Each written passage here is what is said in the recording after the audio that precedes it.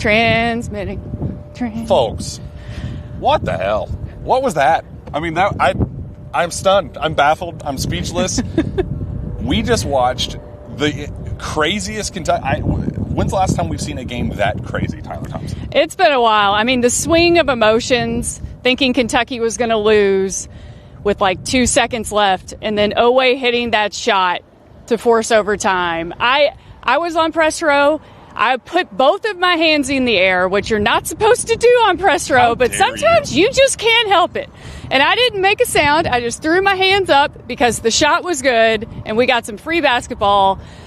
My goodness, I was like shaking. I don't know about you up in the press box, but I was just shaking for like 4 minutes afterwards.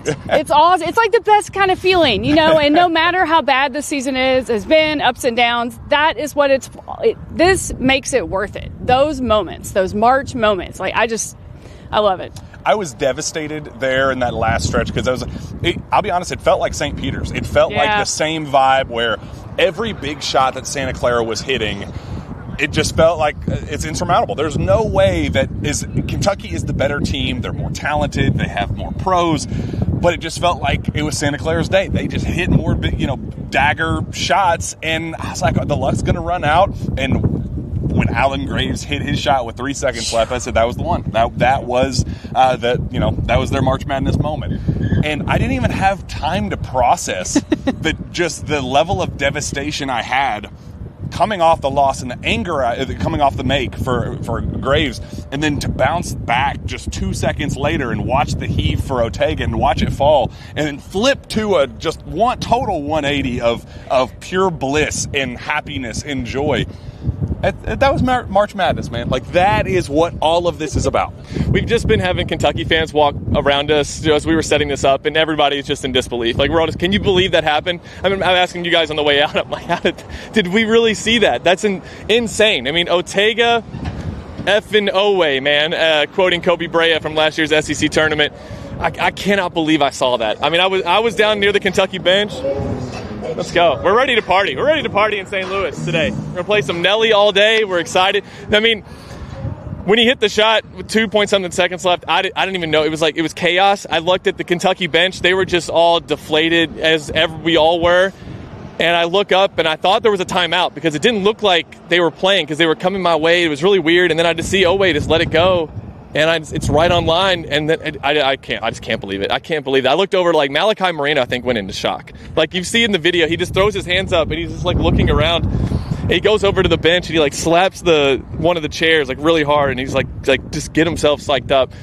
What a moment. I mean, that's one you're going to see for decades. I don't care that it was for a 7-10 game. Jack, you had a good story about that. Hey, do you guys remember that 2014 run? Yes, we don't love the way it ended, but we were here. For UConn, their run started with an overtime victory as a 7-10 matchup over St. Joseph's. That's pretty weird. To begin their 6-6. Mark Pope, there was a video, I think Dylan Ballard posted it, but in the locker room, Pope went up to his family and said, 1 down, 5 to go.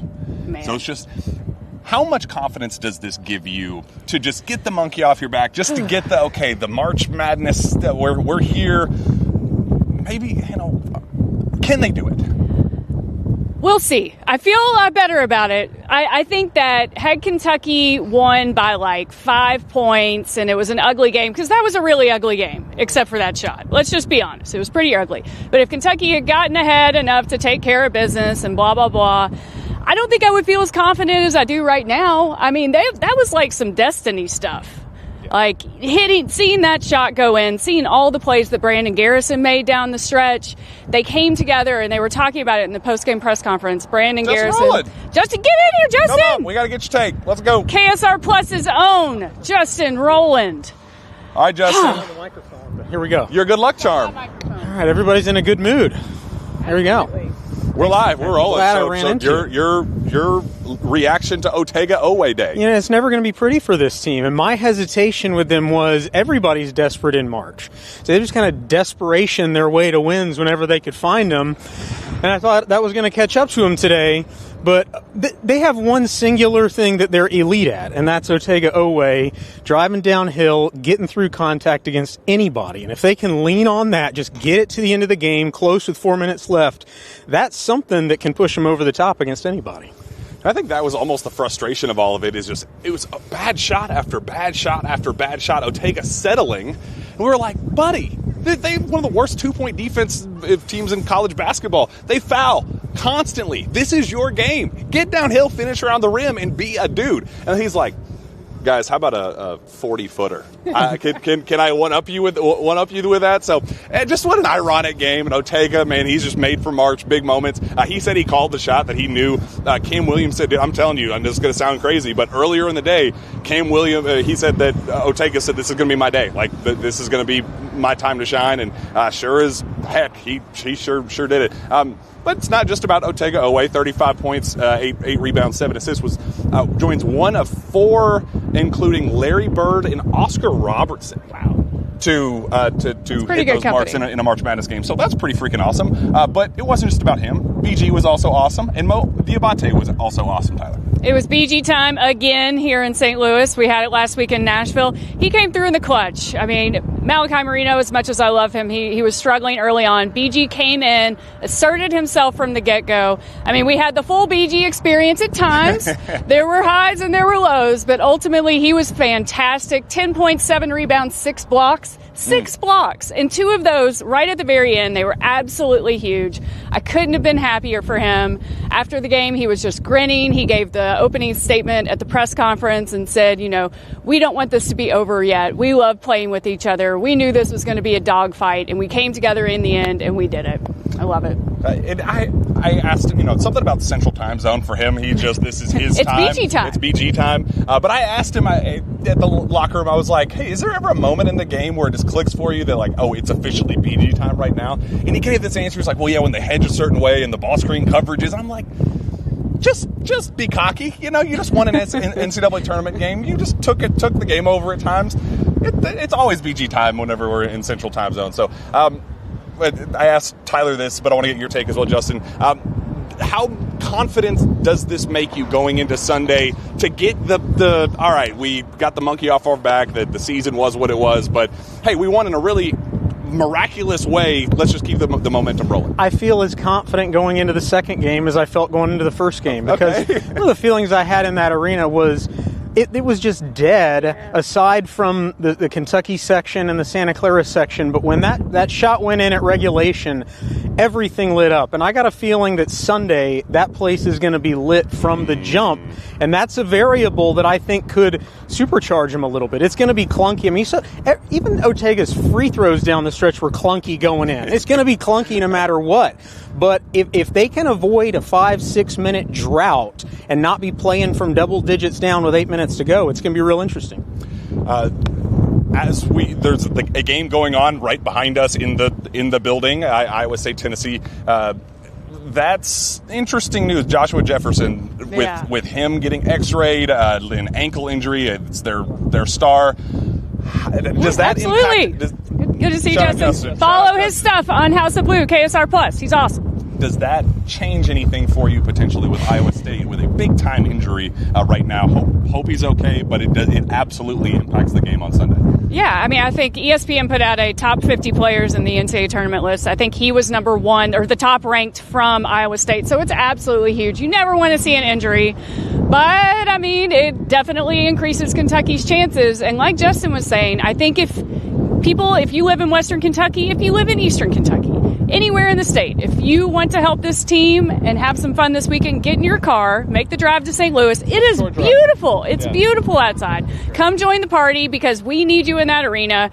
Like Justin said, it was dead most of the game. And even the Kentucky fans that were there, you could just feel the nerves and the tension. And it was just the Santa Clara fans, they never sat down, though. I mean, credit to them. They were awesome. They were kind of awesome. They were good. Yeah. Did you all see they had some upside down KFC chicken buckets on their head? That was kind of funny. But they're going home, losers, and Kentucky's winner. But yeah, get in your car, come to St. Louis, join us. It's going to be great. With our friends at SeatGeek, using promo code KSR10 for 10% off your tickets. We'll do that little game later tomorrow, probably. We'll see what the matchup looks like, and we'll get an official price for what the get-in price is. But Parlour Pizza. Shout out to our friends at Parlour Pizza and all the delicious food and drinks and all of the fun happy hour Monday through Friday, 2 to 6 p.m. But we have to name a Parlour Pizza player of the game, and I feel like it's a cop-out with Otega. It's obvious. Somebody's got to say it. He scored 35 points. Obvious that it's Otega. 35 points, game winner. What if we had 3 Parlour Pizza players I think that's of the fair. game? You know what? Tyler, you get Otega. Okay. Because I want to give some love elsewhere. All right, I will take Otega Oweh. I mean, Kentucky would not have won this game without him. So, by all means, it may have taken him a little bit to get going, to realize he just needed to drive to the basket and do Otega Oweh things, but he finally did, and he saved this team, lives to see another day, at least one more college game. I don't want to steal yours, so tell BG. I'm going BG. Oh, you're going BG. Definitely Okay, BG. we go do BG. I'll think of a third. Okay. BG. Oh, yeah. Man, Yeah, with Malachi, I love him. This was just not his game. He admitted in the locker room afterward that he wasn't good enough, and he said, I got to be better on Sunday. Like, it was just real. Like, it was not Malachi's day. But in that moment, for him to struggle the way he did in a kind of a do or die like this, if nobody else steps up, then Kentucky loses. And BG to just be unbelievable with so many highlight plays, so many just momentum swinging games, especially on the defensive end, those massive block shots there down the stretch. BG changed the game. He's, it's BG time. We're Central Time Zone. It's the BG time zone. So that's my Parlour Pizza player of the game. Yeah, and Tyler helped me. Tyler gets the assist with this one. Mo Diabate. Mo 3 Abate.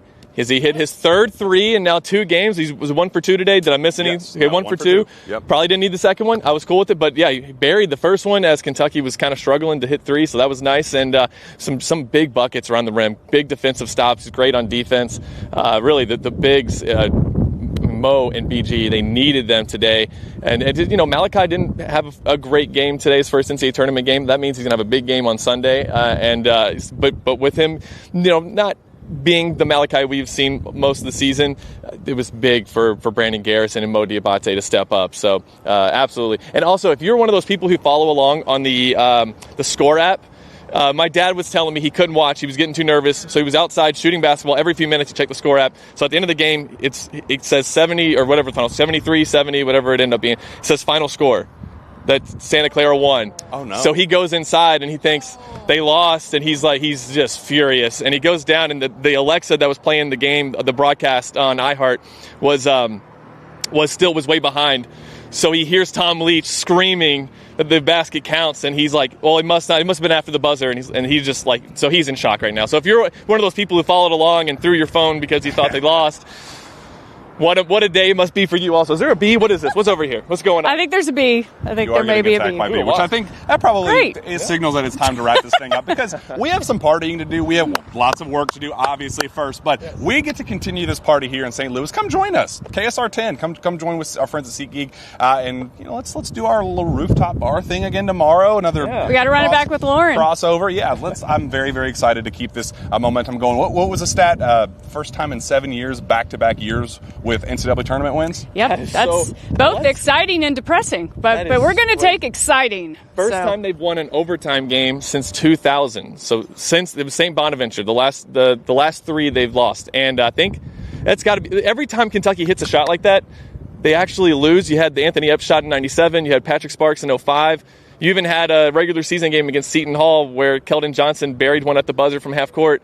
Oweh hit a shot from three-quarter court this year at halftime. Feels like every time you get a shot like that, Kentucky loses. So that was refreshing to see an exciting shot that ends with Kentucky winning the game. So I'll take it. Let's go on a freaking run. Go Cats. Go Otega Oweh. Thank you for your miracle once again. And let's keep this party